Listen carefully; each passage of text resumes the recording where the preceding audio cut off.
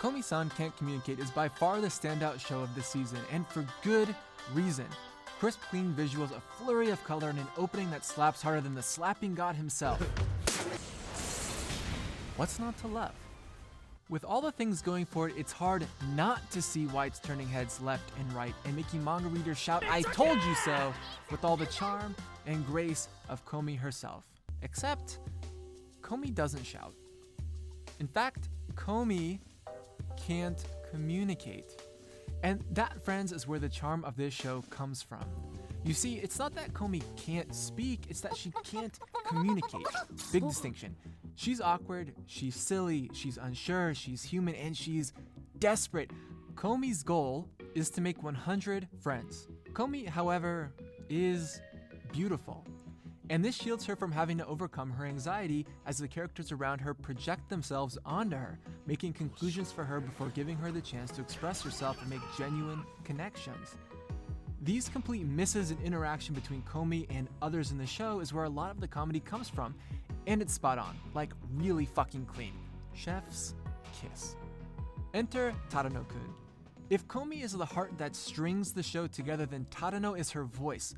A regular guy by the show's standards, Tadano's goal is to enter high school without making waves, which he comedically fails to pull off because of his association with Komi.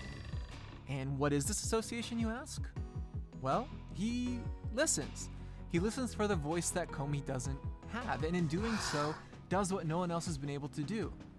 Actually become her friend. Her first friend. Which, can I just say, holy shit, this boy is no boy at all. Tadano-kun is a fucking man. Everyone in the show looks down on this guy for being picture perfect average, but Tadano is fucking exceptional. Okay, hear me out. Not only is Tadano able to do the impossible and actually understand Komi, but he's like actually able to function around her. While everyone else is off kneeling and bowing and getting whatever the hell this is around her, Tadano can actually hold a conversation with her. Do you know how hard that is? And like, not just in the show, but in real life too. Show of hands for anyone who's been 13 before. Okay, that should basically be everyone, but if your hand's not up, then welcome to this segment of the video in what I like to call Your Life Will Be Cringe. At 13 years old, just talking to a member of the opposite sex was a fucking titanic undertaking. Talking to anyone for that matter was a fucking gargantuan task. And if I can be real with you, I used to overthink everything. Having a conversation was like playing 5D chess. I used to practice small talk with the sandwich artist at my local Subway like this. Hey, can I get a foot-long spicy Italian with pepper jack cheese, please? Toast it? Yeah, man, sure thing. So do you like meat with your footlongs? You know, like the real life-altering conversations and shit. But bro, I'd be sweating the whole goddamn time. My heart was through the roof. Bruh, if my dad asked me to order the fam Chinese food over the phone, I needed a week to recover from the first and second-hand embarrassment. It sucked. On top of that, anime wasn't even fucking cool yet, so trying to sneak my copy of Naruto into school and actually read it was some Jason Bourne level shit, okay? Like, open my fucking backpack and try to read it in the shadows kind of shit. So not only do I understand the true totality of Komi's condition, but also just how fucking cool Tadano is to have the emotional maturity to teach someone else, and to even take the fall for them in situations that would make him look hella uncool, and to help them save face. You know the great thing about Komi's goal? 100 friends equals 100 interactions. Slam dunk writing right there. The big personalities of the secondary characters is what keeps the plot moving forward and gives us excuses to see Komi flail and grow in situations that are hard for her. A cute romance story between herself and Tadano, which, yes, I'm setting sail on this ship. They have chemistry, okay? They're bonding on a molecular level here. That's great and all. I'm here for that. But that wouldn't be the show. That would be Komi San Can't Communicate with other people, but it's okay because Tadano understands her, so she never needs to grow.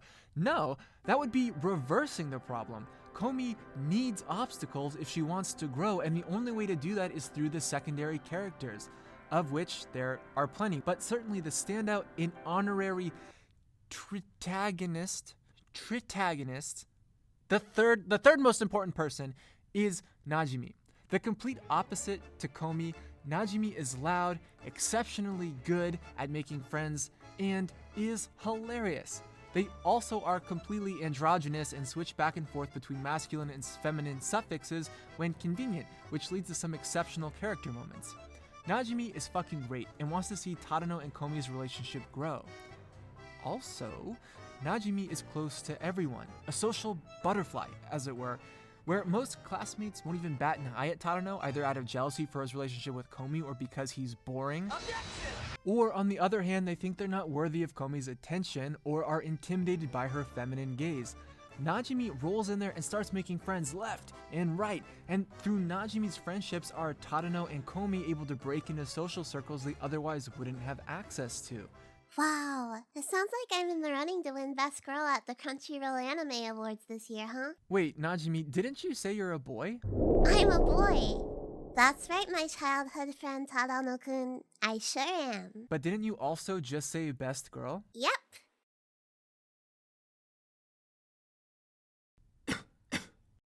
Najimi, I think I'm in complete love with you. This show managed to do something in the first 5 episodes that I don't recall many shows managing to do so effectively in their opening episodes. We have clearly defined characters with goals that all aid and bounce off of each other in fun and creative ways. The jokes slap and the emotional core of the show is honest in a way that's hard to put into words. Komi, to me, is a breath of fresh air and an absolute celebration of what anime and manga can be without needing to appeal to the lowest common denominator of anime fans. Is it perfect? No, nothing is. But Komi comes from a place of such honesty and earnest love for its characters and the medium that I can't help but fall for Komi and the rest of the cast as well.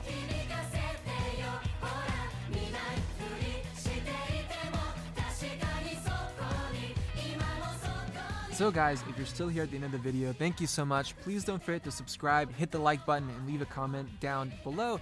Helps with the algorithm. It really helps me out, and I'd appreciate it forever if you did that.